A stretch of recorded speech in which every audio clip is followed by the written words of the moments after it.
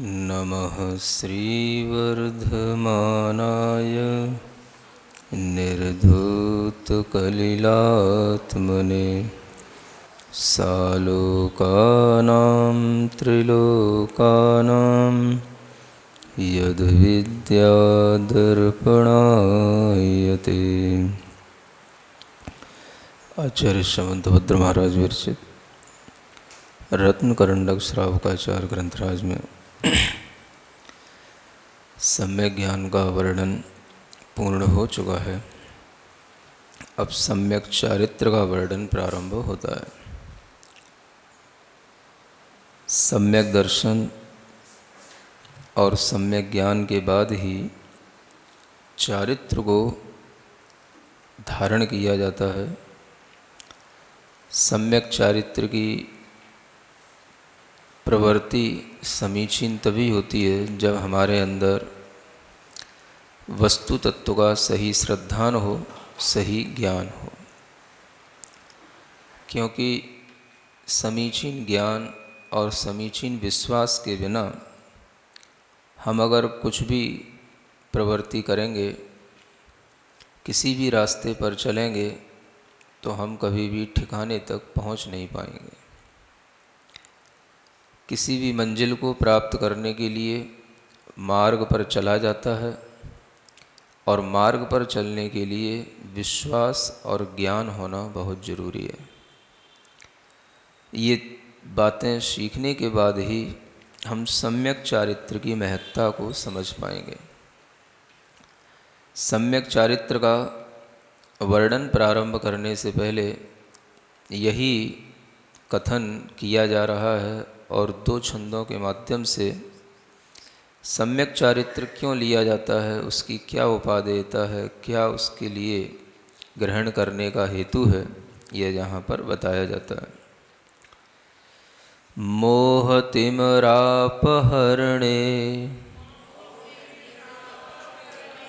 दर्शनलाभादवाप्त संज्ञानः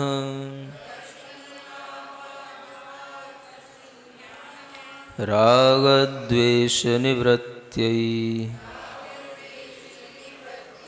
चरणं प्रतिपद्यते साधुः।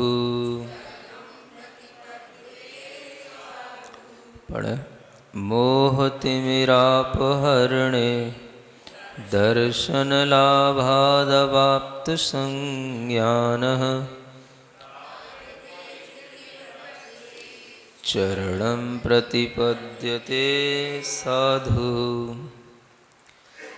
चरणं प्रतिपद्यते साधु। साधु पुरुष चरण माने आचरण को प्रतिपद्यते यानी प्राप्त होता है। साधु पुरुष का मतलब कोई भी व्यक्ति है जो सज्जन है, साधु है, उसको यहाँ पर साधु समझना। कोई भी व्यक्ति जो अपना आत्महित चाहता है वह साधु की श्रेणी में आ जाता है। स्वभाव से सज्जन होना, मृदु होना, यह साधु कहलाता है। साधु शब्द अपने आप में एक अच्छे के रूप में प्रयुक्त होता है, अच्छाई के रूप में कहा जाता है। जब कोई काम कोई अच्छा करता हुआ दिखता है तो हम उसे साधुवाद देते हैं। क्या कहते हैं? हाँ, अच्छा किया, अच्छा किया, इस तरह से कहना भी साधुवाद कहलाता है। उसी साधु के अर्थ में यहाँ पर कहा जा रहा है जो अच्छा कर रहा है, अच्छे रास्ते पर चल रहा है, अपने अंदर और अच्छाइयाँ लाना चाहता है, उस व्यक्ति को यहाँ साधु कहा जा रहा है। और उसी के लिए कहते हैं कि वह चरण को यानी आचरण की पद्धति को अपनाता है। कब अपना पाता है? जिसने क्या कर लिया हो, तो कहते हैं मोह तिमिरापहरणे। सबसे पहले तो उसके अंदर मोह रूपी तिमिर माने अंधकार का अपहरण हुआ हो। अपहरण जानते हो? जानते तो हो? माने कोई चुरा ले गया हो। उसके अंधकार को कोई ले गया हो, उसके अंधकार को कोई ने हटा दिया हो, जिसके अंदर से मोह का अंधकार दूर हो गया हो, नष्ट हो गया हो, ये तात्पर्य। पहला यह शर्त है कि वही व्यक्ति साधु की श्रेणी में आता है, वही व्यक्ति अच्छाई की ओर बढ़ता है जिसके अंदर मोह का अंधकार दूर हो जाता है। मोह को यहाँ पर एक अंधकार की उपमा दी है, क्योंकि जिस तरह से अंधकार में सामने रखी हुई वस्तु भी, अपने पास में रखी हुई वस्तु भी हमें दिखाई नहीं देती, वैसे ही अंधकार में हमें अपनी आत्मा का कुछ भी भान नहीं हो पाता। हम क्या हैं, मैं शरीर हूँ कि मैं आत्मा हूँ, मेरी आत्मा किस योग्य है, मैं क्या प्रवृत्ति कर सकता हूँ, मैं अपने लिए क्या हित कर सकता हूँ, क्या मैं वास्तव में किसी दूसरे का कुछ कर सकता हूँ या नहीं कर सकता हूँ। ये सभी विषयों का ज्ञान उसी को होता है जिसके अंदर मोह का अभाव हुआ हो। मोह का अभाव हुए बिना कोई भी व्यक्ति अंधकार में ही रहता है, और अंधकार में अगर कोई वस्तु है और वह उसको सहज सुलभ वहीं पर उपलब्ध है, फिर भी वह उसे प्राप्त नहीं कर पाता, क्योंकि अंधकार उसके लिए बाधक बन जाता है। आप अगर किसी कमरे में बैठे हों, आपके पास में ही कोई चीज़ रखी हो और आप उसे उठाना चाहते हो, और अगर वो चीज़ थोड़ा बारीक है, सूक्ष्म है,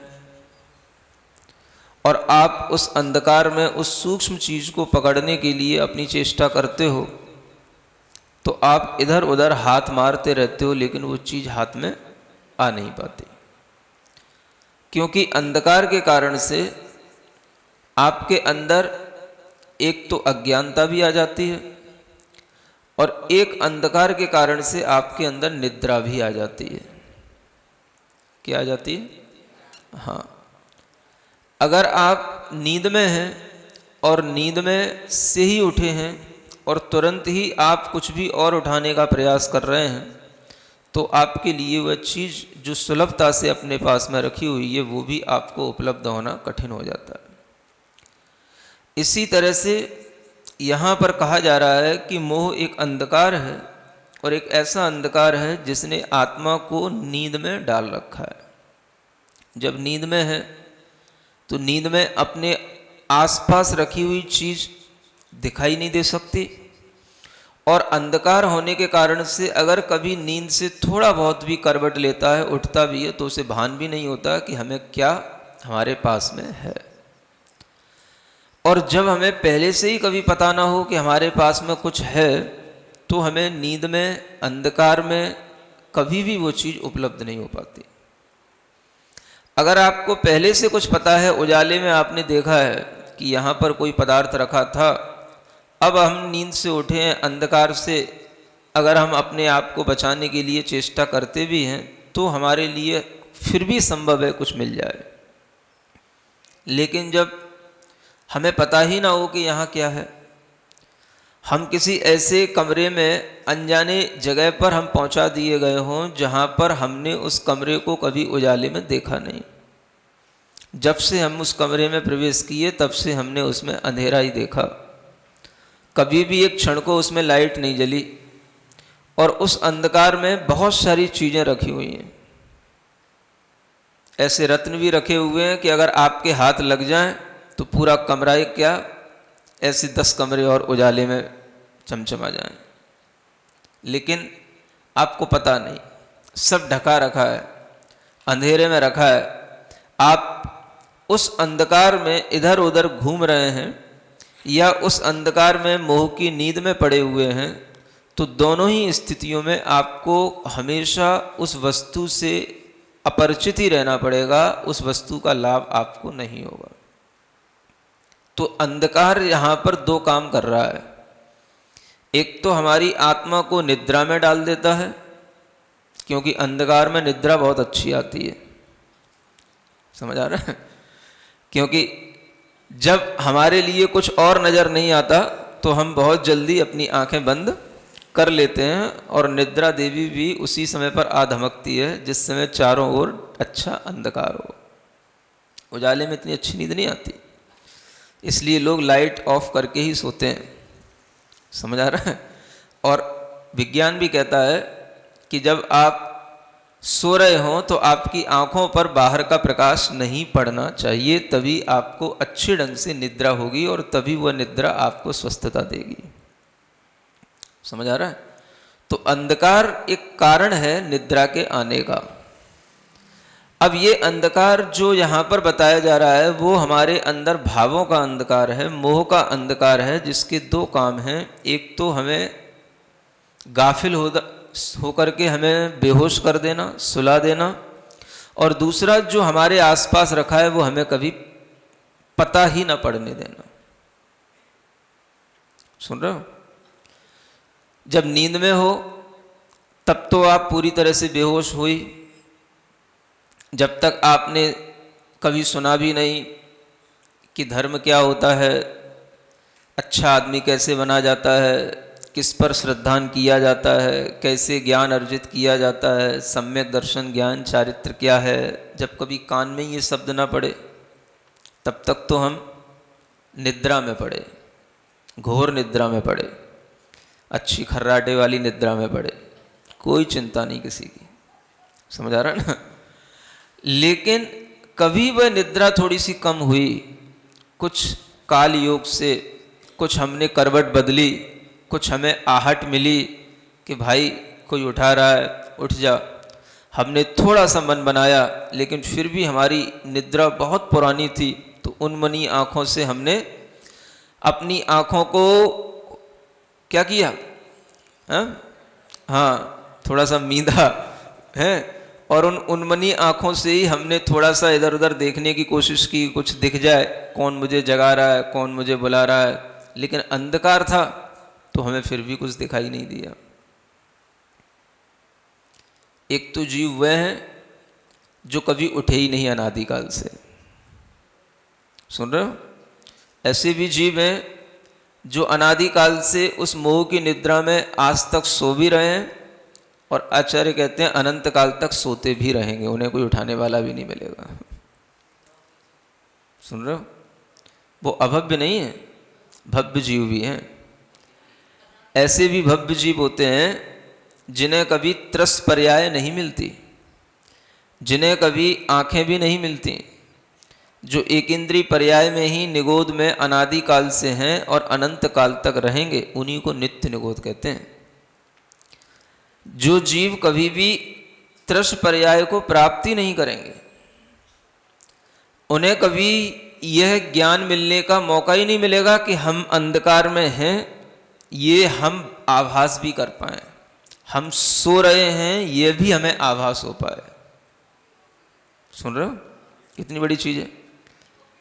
सोने के बाद में जिस तरह से हमें आभास नहीं होता कि हम सो रहे हैं, वैसे ही अनादिकाल से सिर्फ एक इंद्रिय पर्याय में पड़े हुए वह निगोद जीव अपना अनंत काल बिता चुके हैं, और आगे भी अनंत काल तक उन्हें कोई त्रस पर्याय की प्राप्ति नहीं होगी।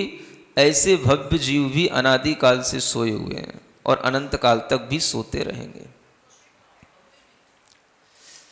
भव्य कह रहा हूं, भव्य, कान खोल के सुनो। हाँ हाँ, अभव्य की बात नहीं है। अभव्य की तो फिर भी आंखें खुल जाती हैं, भव्य की आंखें नहीं खुलेंगी। हाँ, अभव्य तो फिर भी पंचेंद्री बन जाएगा, अभव्य को फिर भी त्रस पर्याय प्राप्त हो जाएगी, लेकिन जो ऐसे भव्य जीव हैं जिन्हें अनंत काल में भी निगोद पर्याय से त्रस पर्याय प्राप्त नहीं होगी, वे अनंत जीव हैं और ऐसे ही रहेंगे, उनकी बात कर रहा हूं। फिर कान खोल के सुनो। सो तो नहीं रहो कि हमें जगाने की कोशिश कर रहे हो कि महाराज गलत तो नहीं बोल रहे हो। फिर सुन लो, है ना? उन्हीं को कहते हैं नित्य निगोद में रहने वाले जीव, जिन्हें कभी भी अतीत काल में न तो त्रस पर्याय प्राप्त हुई और न आगामी भविष्य में उन्हें त्रस पर्याय प्राप्त होगी, तभी वो नित्य निगोद कहलाता है।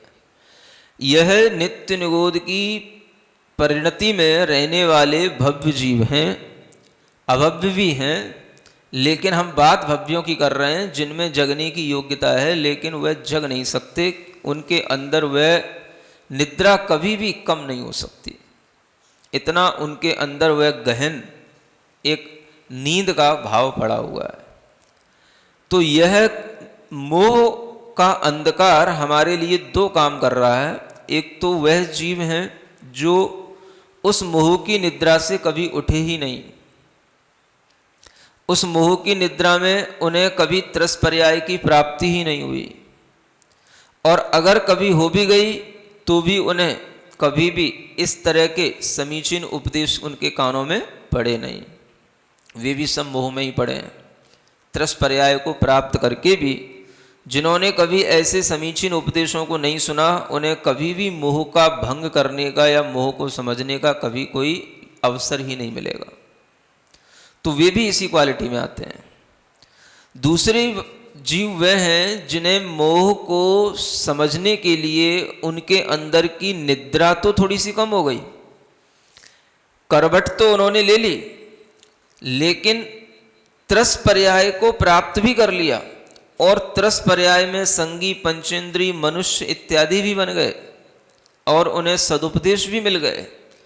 थोड़ा सा उनके अंदर यह आभास भी हुआ कि मैं मनुष्य हूँ लेकिन मैं सो रहा हूँ। उसके बावजूद उन्होंने आंखें खोलने की चेष्टा थोड़ी सी की, लेकिन थोड़ा सा उपदेश सुनने के बाद, थोड़ी सी आहट पाने के बाद वे फिर से सो गए। समझ आ रहा? उन्हें किसी ने कुछ बताया भी, लेकिन उन्होंने उस पर ज़्यादा गौर नहीं किया।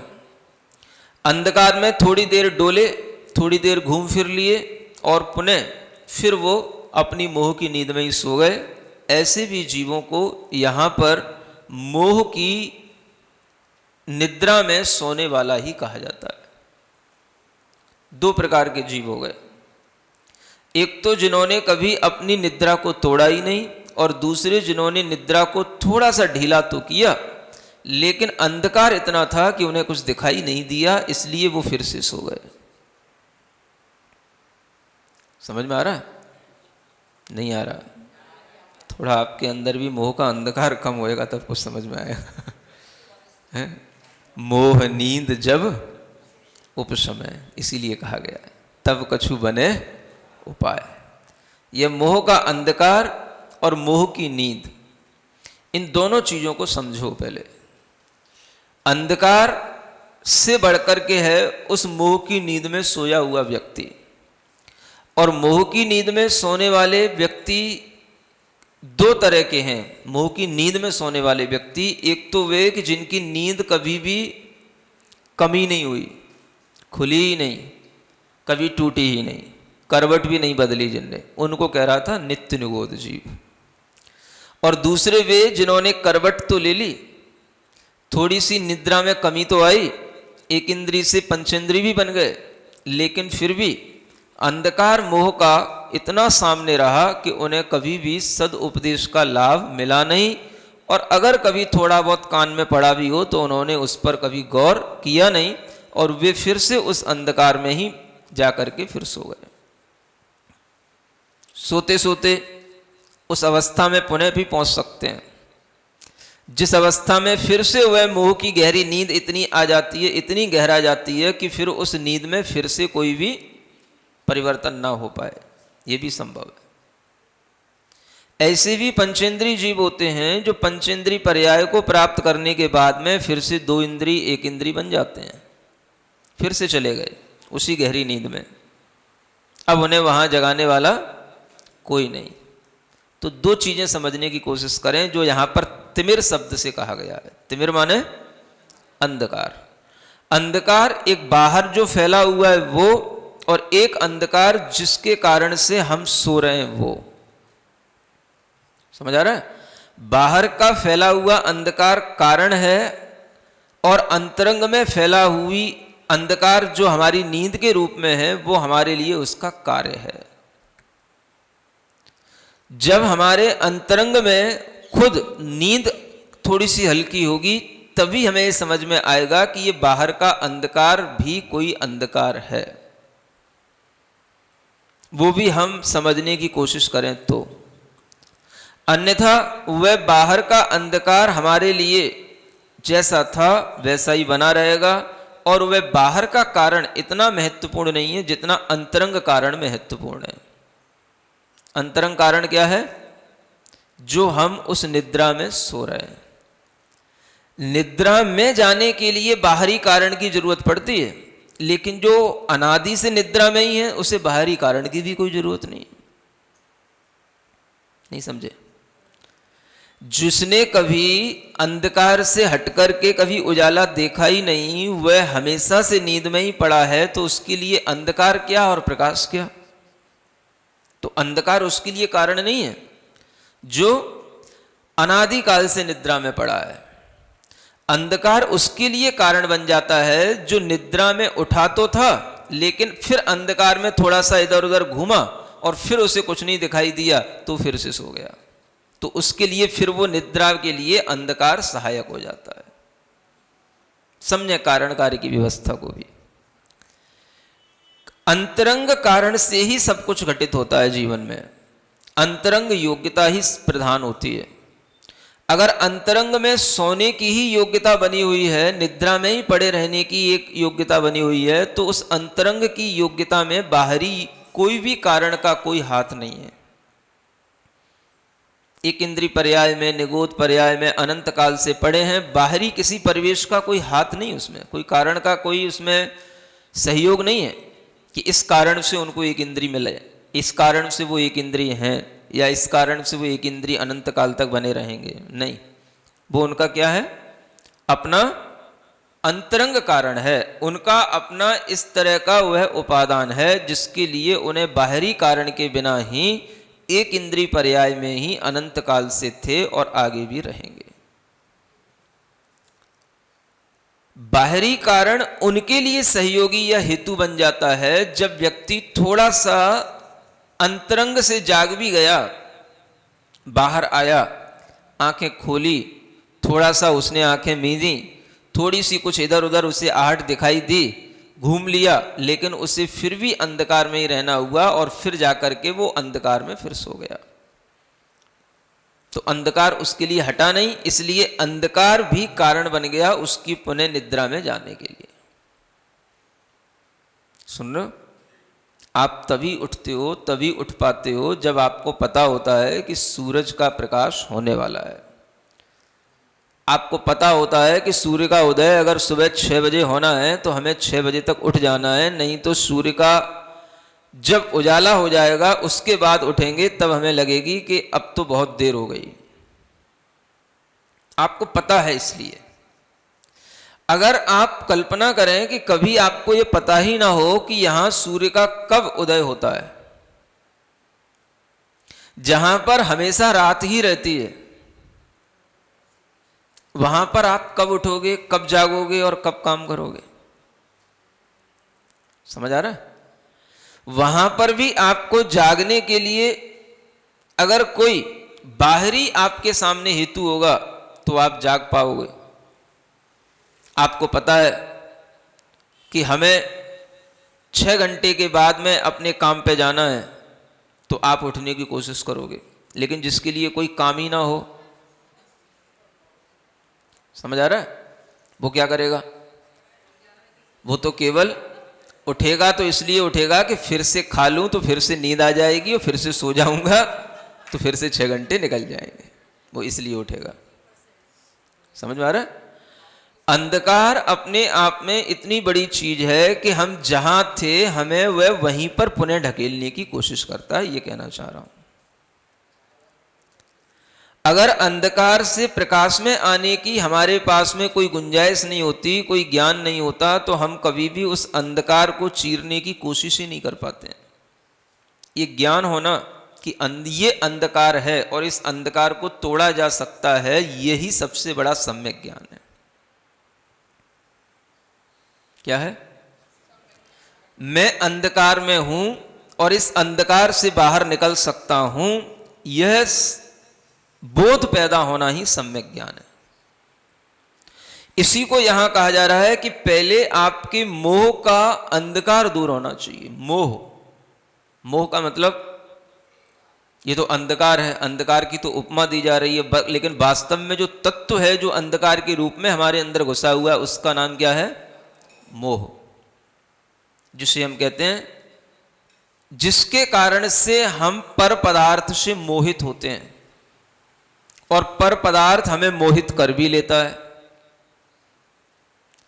पर पदार्थ से मोहित होना और पर पदार्थ के द्वारा मोहित हो जाना, ये दोनों ही प्रकार से मोह की परिणति हमारे अंदर पड़ी रहती है। इसी का नाम है मोह रूपी अंधकार। समझ आ रहा? अब देखो, पदार्थ आपसे कभी नहीं कहता कि आप हम पे मोह कर लो, पदार्थ कहता है, लेकिन उस पदार्थ के कारण से, उस पदार्थ से आप मोह कर लेते हो। और कभी कभी आप उस पदार्थ पर उतने मोहित भी हो जाते हो कि आप उस पदार्थ को भी प्राप्त करने की कोशिश करते हो, उस पदार्थ पर मोहित हो गए। और कभी कभी ये भी हो जाता है कि हम उस पदार्थ के लिए इतना अपने आप को समर्पित कर दिए कि हम अपने अस्तित्व को बिल्कुल ही छोड़ दिए। मोह का काम दोनों रूप से चलता है, क्योंकि दो प्रकार के पदार्थ हैं जगत में, एक चेतन और एक अचेतन। समझ आ रहा? अचेतन पदार्थ तो आपको मोहित करेगा। अचेतन पदार्थ क्या करेगा? आपको मोहित करेगा। मतलब मोह की वासना तो आपके अंदर है, लेकिन वह पदार्थ सामने आने पर वह आपको अपने लिए मोहित करेगा कि आप मुझे अपना लो, आप मुझे अपना लो। ये कौन कहेगा? मोह कहेगा, अचेतन पदार्थ नहीं कहेगा। ये कौन कहेगा? हाँ, मोह किसके कारण से कहेगा? उस पदार्थ के सामने होने पर। समझ में आ रहा है?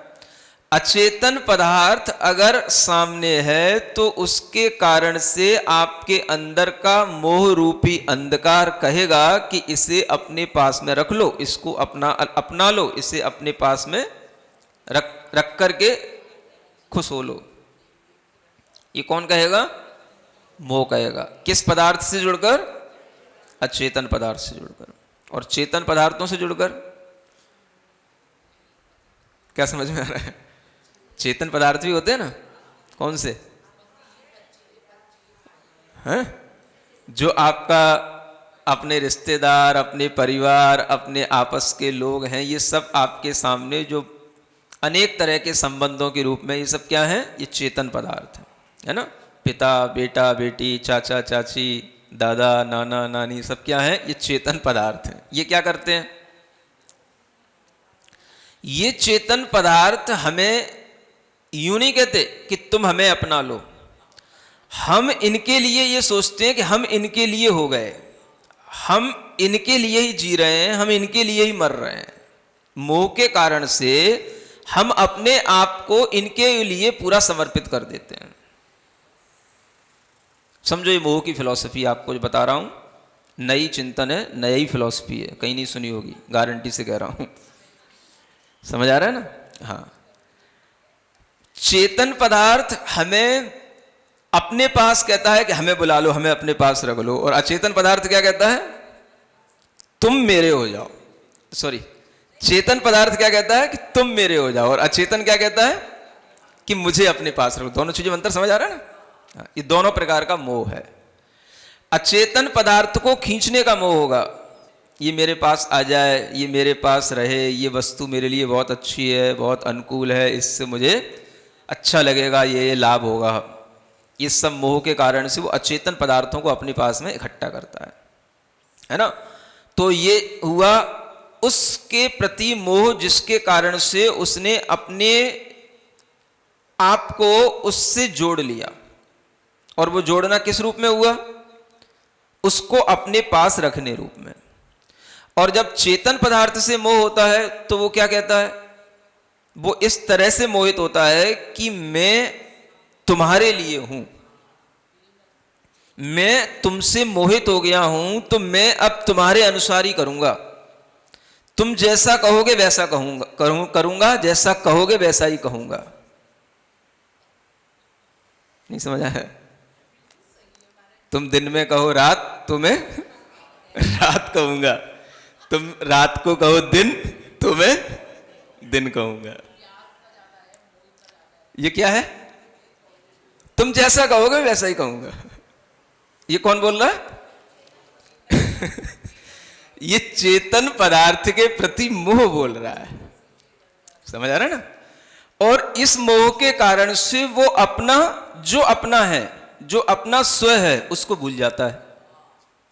मैं क्या था, मैं क्या हूं, मेरा स्व क्या है, मेरा अपना वास्तव में क्या अस्तित्व है, मेरा अपना क्या परिणाम है, मेरे अपने क्या भाव है, वो कुछ नहीं। सिर्फ वो भाव जो तुम हमारे अंदर पैदा किए, और उन भावों से हम आपके लिए अपने अंदर मोह पैदा किए कि आपके लिए हम हो गए। समझ में आ रहा है?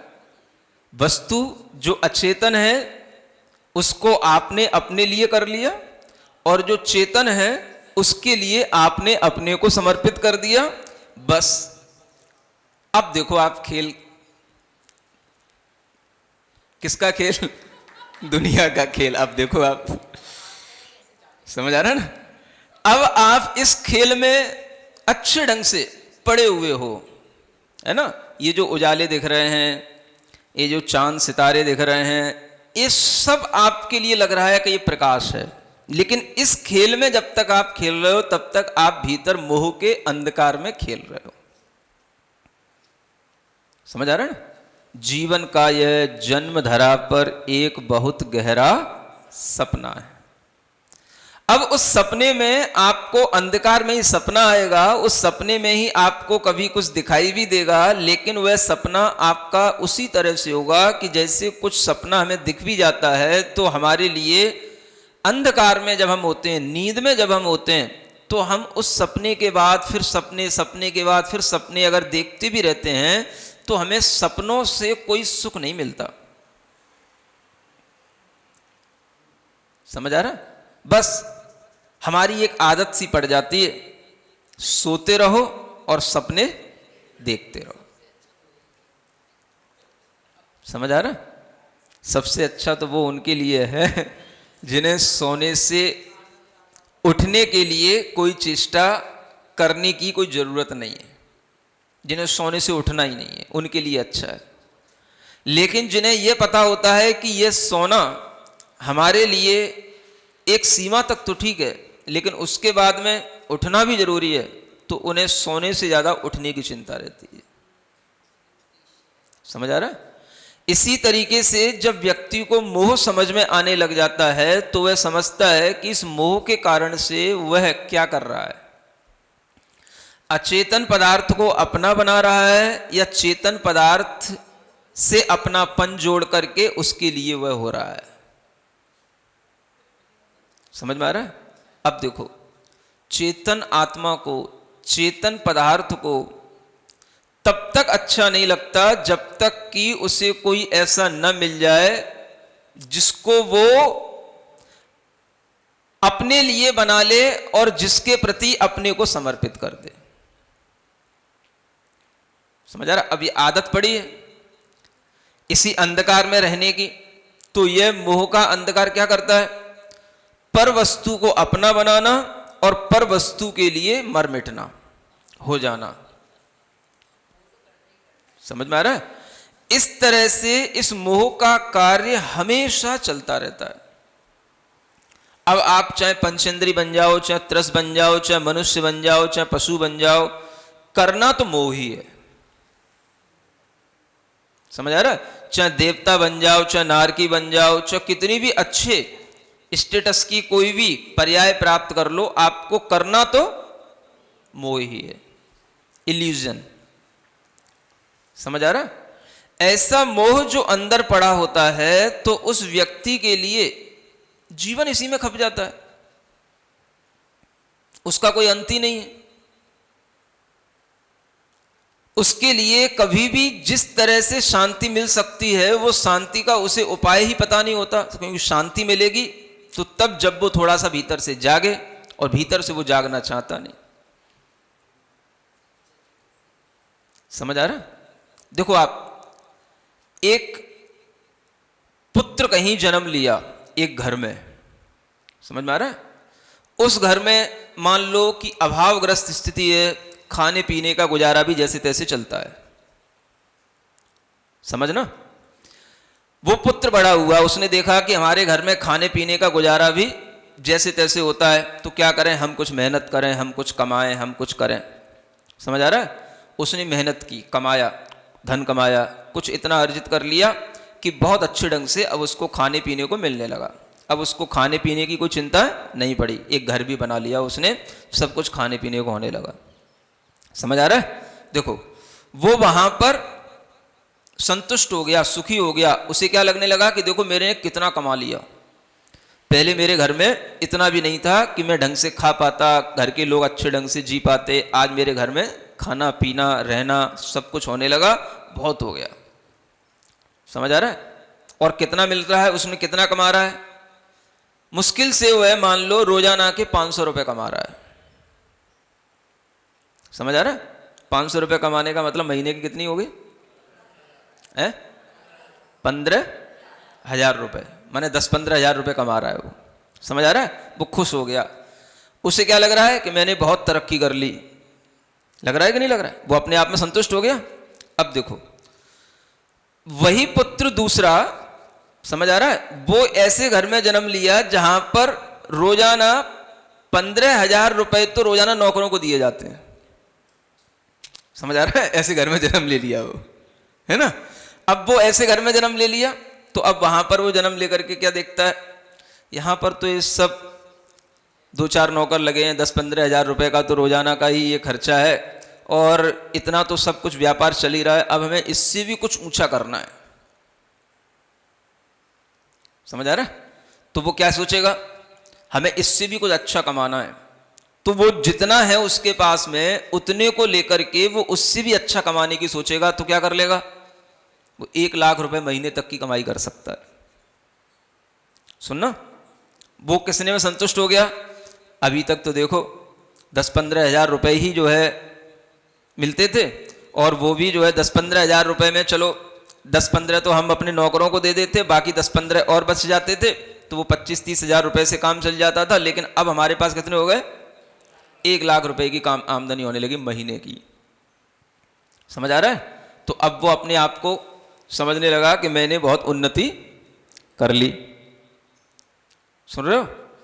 अब देखो, एक ऐसे घर में एक व्यक्ति पैदा हुआ, मान लो जैसे कोई वकील होते हैं, है ना, बड़े बड़े जज होते हैं, लॉयर होते हैं, इनके घर में रोजाना वो बच्चा जो पैदा हुआ वो देख रहा है कि मेरे पापा की कमाई रोजाना की 8 लाख 10 लाख की है, रोजाना की कमाई। समझ आ रहा है? क्योंकि बड़े बड़े वकील हैं, तो उन्हें एक भी किसी की बात सुनने के लिए उन्हें 5 लाख 6 लाख रोजाना लेना है, या किसी को 1-1 लाख भी लेना है, तो 8 लोग आ गए तो उनने 8 लाख रुपए 10 लाख रुपए रोजाना कमा लिए। अब वो रोजाना कमा रहा है 10 लाख रुपए। तो अब उस घर में रहने वाला बेटा सोचेगा, जब बाप इतना कमा रहा है तो मुझे क्या करना चाहिए। समझ आ रहा है ना? तो वह अब 10 लाख रुपए वो रोजाना कमा रहा है, तो वो सोचेगा कि मेरे लिए इतनी बड़ी जॉब मिलनी चाहिए कि मैं 20 लाख रुपए रोजाना कमाऊं। समझ आ रहा है? आप कल्पना करो कि एक ही व्यक्ति है जो अलग अलग परिवारों में अलग अलग समय पर जन्म ले रहा है, एक ही आत्मा जहां जैसा जन्म ले लेता है, वहां पर उसी माहौल में वो अपने अंदर एक भाव ले आता है कि बस इससे इतना हो जाएगा तो मेरे लिए बहुत हो गया। एक अपने पैमाना खींच लेता है बस वो अपने दिमाग में, हर बड़ा होने वाला लड़का, और उसी के बाद वह अपना जीवन उसी तरीके से जीना शुरू कर देता है, और उसी में वो जीवन अपना पूरा कर लेता है। अब कभी वो 10 लाख से 20 लाख भी कमा लिया, 20 लाख कमाने के बाद में उसी के द्वारा उसने ऐसा पाप भी अर्जन कर लिया, क्योंकि जब उसने 20 लाख रुपए रोज कमाए तो दूसरे का दिल भी दुखाया, सब कुछ करा। समझ आ रहा है? और उससे पाप भी अर्जित किया, क्योंकि जब पैसा आ रहा है तो पाप तो होगा ही। तो उस पाप से फिर क्या हो गया, वही जीव फिर से उसी स्थिति में आ गया कि उसे अब देख रहा है घर में 1,000 रुपए भी नहीं है, ऐसी जगह जन्म ले लिया।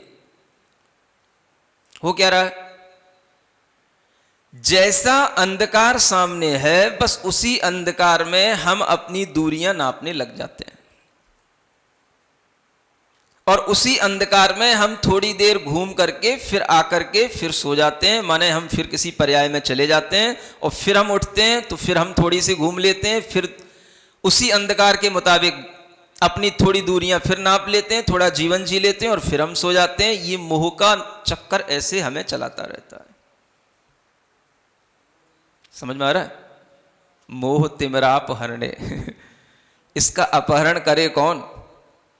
इस मोह रूपी अंधकार को हटा करके हमें उजाले में लाए कौन? हाँ, कौन करे? कौन आपको झकझोरे? किसको पड़ी है? आप अगर अपने आप को खुद इस मोह के अंधकार से निकालने की चेष्टा खुद नहीं करेंगे तो कोई दूसरा आपके लिए कुछ भी नहीं कर पाएगा। समझ आ रहा है ना? गुरु भी कुछ नहीं कर पाएगा। गुरु केवल आपको एक रास्ता बताने की कोशिश करेगा, आपको उजाले में लाने के लिए कुछ ज्ञान देगा, आपसे कहेगा कि इस तरह से इस द्वार से बाहर निकलो तो आपको बाहर उजाला मिलेगा।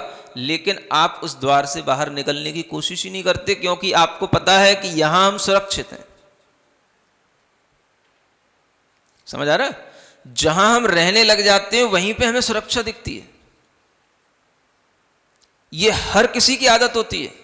एक कुत्ता भी जिस घर के आसपास आकर के उसे 2 रोटी मिलने लग जाती है तो वह वहां से दूर नहीं जाना चाहता।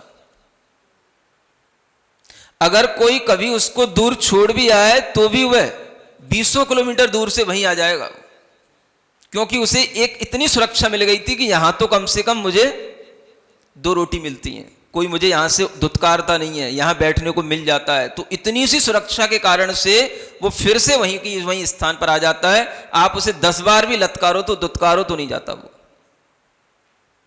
सुन रहे हो? ऐसे ही हर मनुष्य की आदत होती है, वह सुरक्षा ढूंढता है। जिस माहौल में रहता है, जिस जगह पर रहता है, वो वहीं पर अपने आप को सुरक्षित महसूस करने लग जाता है।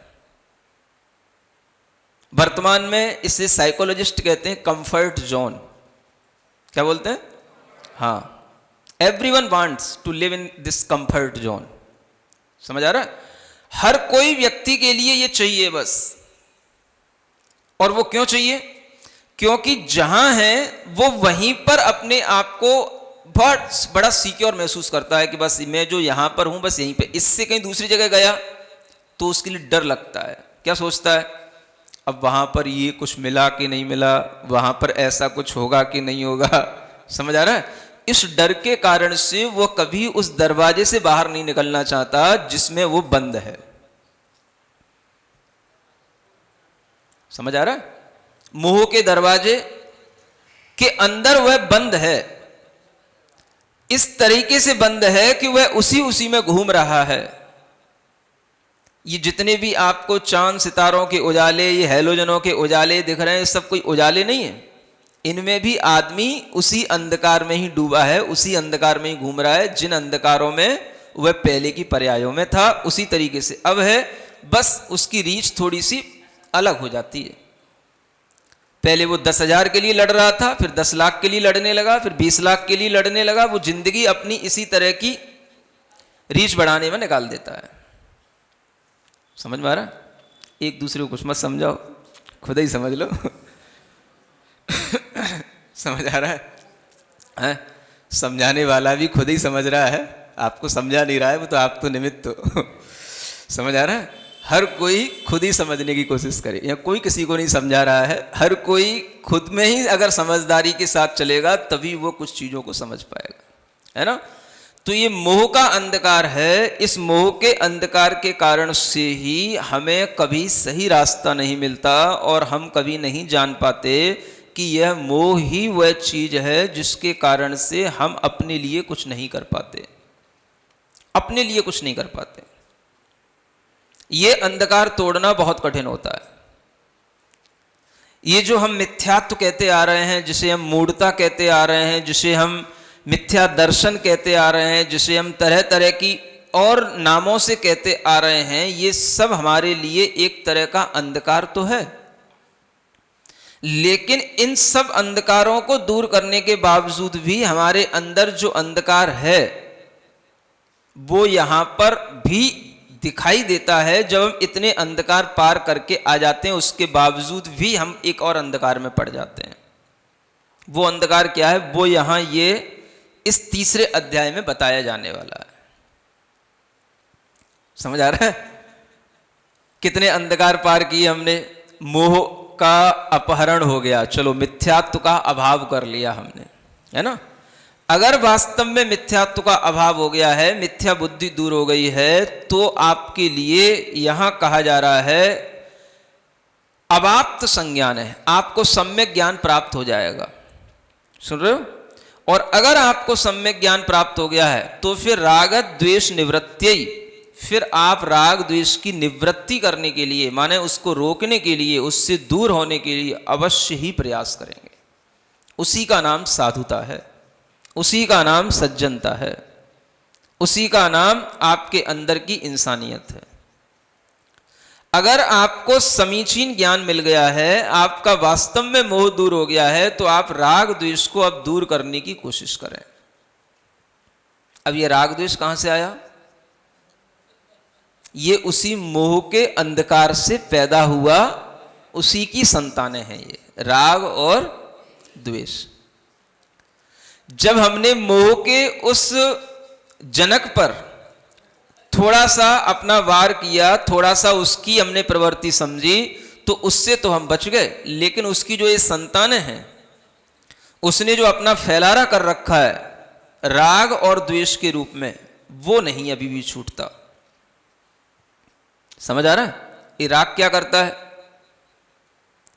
मोह के कारण से हमने क्या किया था, या तो हमने उस वस्तु को अपना लिया या हम उस वस्तु के हो गए। ये दोनों काम किसके थे? मोह के थे। समझ आ रहा है? राग क्या करता है, अब हमें जो जो हमारे लिए अच्छा है उससे हम हमेशा के लिए चिपके रहना चाहते हैं। जिस जिससे हमें अच्छा लगे, जिन जिन कारणों से अच्छा लगे, उन उन कारणों को भी हम अपनाएंगे राग के कारण से। और द्वेष क्या करेगा? जो हमारे उस राग में बाधक बने, हम उससे द्वेष करेंगे, हम उससे दूर हटेंगे, हम उन कारणों को दूर हटाने की कोशिश करेंगे। नहीं समझ आ रहा? मोह से हट करके हमने क्या कर लिया?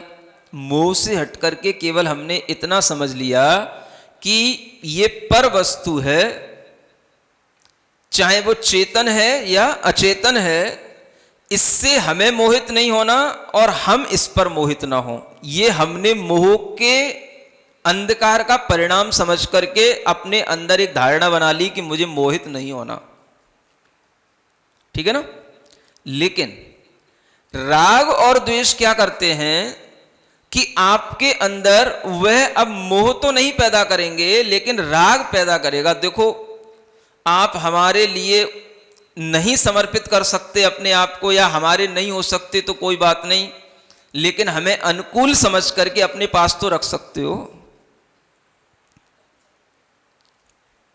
कुछ समय के लिए वो वस्तु को अपने पास में रख करके आप अपनी अनुकूलता के साथ में उससे राग तो कर सकते हो, ये जानते हुए भी कि ये हमारा मोह करने, हम इससे मोहित नहीं है, लेकिन ये हमारे लिए राग जरूर कर रहा है क्योंकि वह वस्तु मुझे इष्ट लग रही है। समझ आ रहा? और जिससे हमें लग रहा है कि ये दूर करना है, इससे अपने आप को दूर हटाना है, तो वो वस्तु हमारे लिए अनिष्ट हो जाती है, तो हम उससे अपने आप को बचाते हैं या उसे अपने से दूर फेंकते हैं। या जिन कारणों से हमारे राग में कोई बाधा ना आए, हम उन सब कारणों को दूर करने के लिए अन्य चीजों से द्वेष करने लग जाते हैं। सुन रहे हो? बोलो तो, क्या सुन रहे हो? समझो तो। पूछते रहते हैं लोग, ये राग क्या है, मोह क्या है, द्वेष क्या है। जब समझ आता तभी तो समझा पाएंगे ढंग से, है ना? तो राग से क्या होता है? मोह से तो हमने इतना मोहित हो गए कि हम तुम्हारे हो गए और वो तू मेरा हो गया, या कोई भी वस्तु मेरी हो गई। लेकिन राग में क्या हुआ? अच्छा लग रहा है, रखते जाओ, आते जाओ, लेते जाओ। ये क्या हो रहा है? राग हो रहा है। फिर भी मैं जान रहा हूं, क्या जान रहा हूं, कि ये पर वस्तु है, ये ठीक नहीं है, लेकिन फिर भी हाँ अच्छा है, इसलिए अनुकूल है, इसलिए कंफर्ट जोन में रहने के लिए ये अच्छा है। समझ आ रहा है ना? ये हो गया इष्ट। और जब कहीं कुछ इष्ट होगा तो अनिष्ट भी उसके साथ जरूर होगा ही। समझ आ रहा? मान लो आपको यहां बैठना इष्ट लग रहा है ना? अगर आपको यहां बैठना इष्ट लगेगा तो बाहर आसपास कुछ भी हो रहा होगा तो वो आपको यहां बैठने में अगर डिस्टरबेंस करेगा तो वो आपके लिए अनिष्ट हो जाएगा। क्योंकि आपकी इच्छा क्या है, हमें यहां बैठना है, और बार बार कोई आता है हमें उठाता है। कहीं मंत्री आता है, चलो उठो यहां से, यहां 10 ही लोग बैठेंगे। कोई अध्यक्ष आता है, चलो उठो यहां से, तुम मास्क नहीं लगाए हो। समझ आ रहा है ना? तो इस तरह से कोई आपके लिए अगर अनिष्टता पैदा कर रहा है तो आपको उससे द्वेष होने लगेगा, क्योंकि आपको इससे राग है। अरे सुनो तो, जिस चीज से राग होगा वो आपके लिए इष्ट होगा, और जिस चीज से आपकी इष्टता हो जाएगी उसके अलावा जो कोई भी चीजें होंगी उससे आपको अनिष्टता अपने आप हो ही जाएगी। समझ आ रहा है? ये बच्चे भी सुने, बड़े भी सुने, है ना? देखो, जब बच्चे छोटे होते हैं, छोटे से बड़े हो रहे होते हैं, तो उनके लिए और कोई नहीं होता, उनके माता पिता भाई बहन होते हैं, तो वही उनके लिए इष्ट होते हैं, उन्हीं से उनको राग होता है। समझ आ रहा है? उसके अलावा कोई भी उनके लिए अगर बाधक बनता है तो उसे अपना अनिष्ट समझ करके उनसे बचते हैं।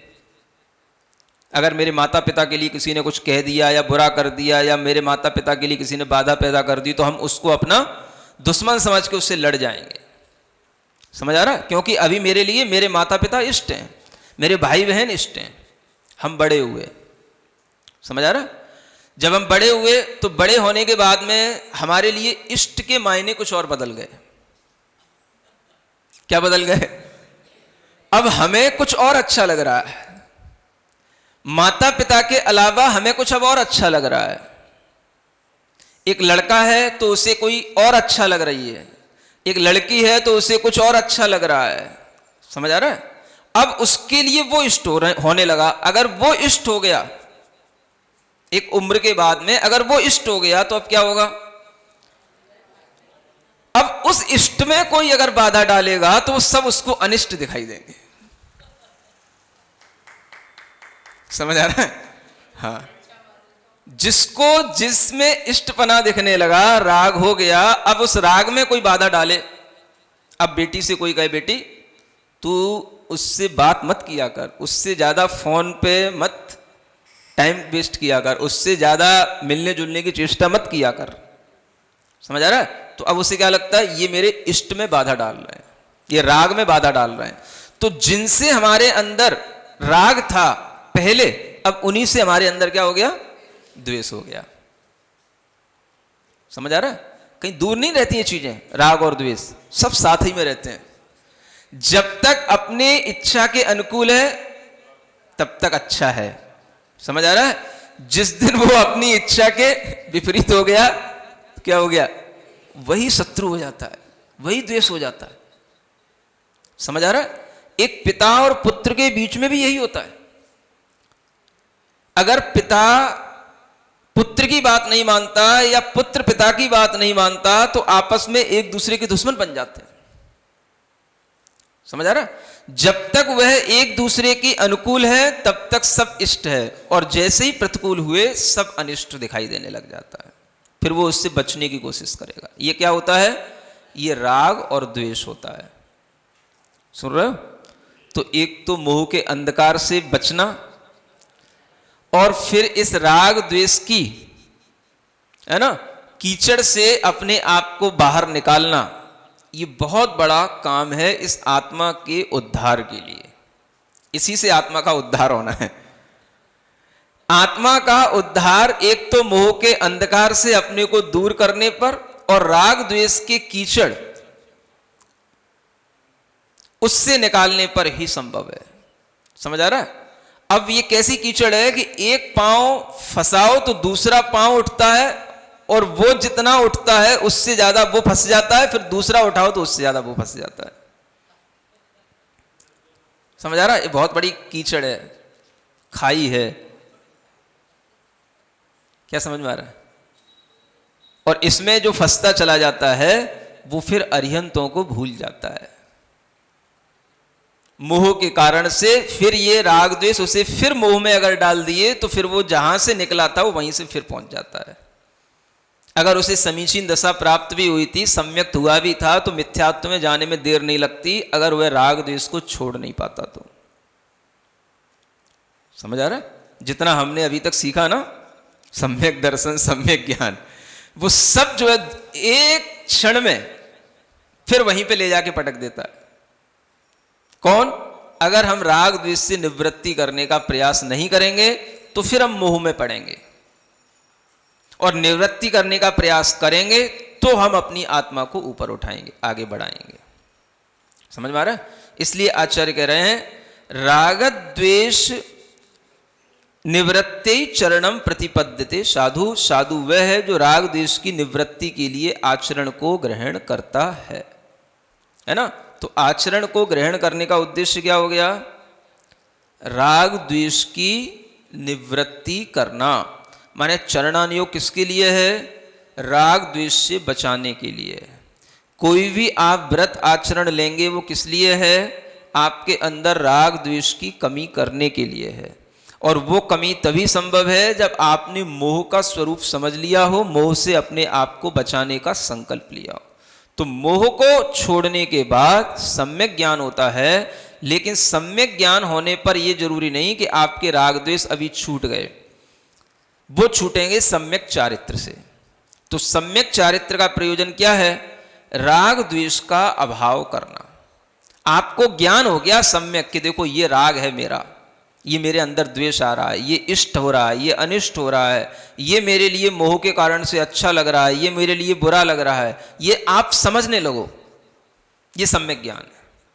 जब समझने लगोगे तो आप उस चीज को पकड़ने भी लगोगे, उससे दूर होने के लिए भी समझने की चेष्टा भी करने लगोगे। और जब इस तरीके से अपने आप को उससे बचाओगे तो यही आपका अपना चारित्र कहलाएगा। आपका अपना चारित्र।